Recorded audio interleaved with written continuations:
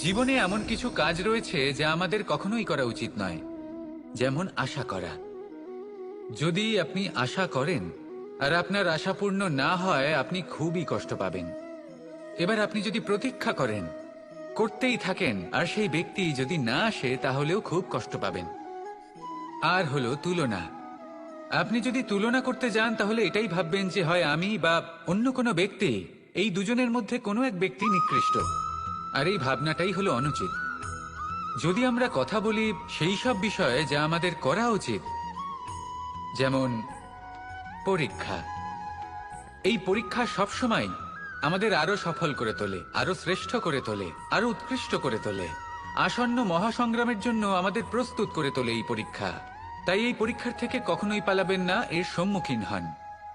আর হলো কর্ম। কর্ম করা কখনোই বন্ধ করবেন না। তুলনা করার বদলে কর্ম করুন, প্রতীক্ষা করার বদলে কর্ম করুন, আর আশা করার বদলে কর্মই করুন। জীবন সফল হয়ে যাবে। দেখুন, সবার শেষে সত্যি বলতে এই কর্ম আর এই পরীক্ষা, এই দুই আমাদের জীবনকে সুখী করে তুলতে পারে। আসুন আর আমার সাথে ভালোবেসে বলুন, রাধা রাধা।